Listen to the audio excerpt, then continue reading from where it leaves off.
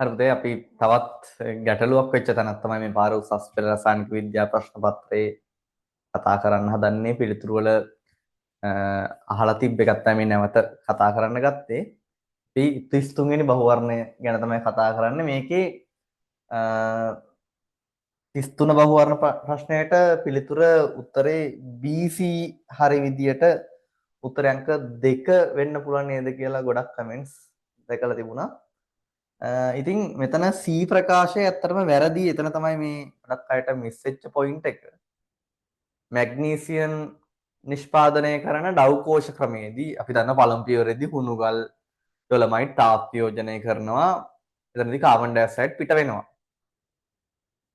ඒ dolomite හරි එහෙම නැත්නම් කැල්සියම් කාබනේට් හුණුගල් හරි තාප යෝජනයෙන් කාබන් ඩයොක්සයිඩ් පිටවීම විතරයි කාබන් ඩයොක්සයිඩ් පිටවීමක් විදියට වෙන්නේ කියලා ගොඩක් තමයි හිතලා තිබ්බේ. යාලට පොඩි මිස් වෙච්ච පොයින්ට් එකක් තියෙනවා පුතේ. මේ විද්‍යුත් විච්ඡේදනයට අදාළ කෝෂයේදී ඒකේ ඉහළ උෂ්ණත්ව අවශ්‍යයි. ඉතින් මේක අපේ කර්මාන්ත MCQ points ටියුට් එක බලන්න.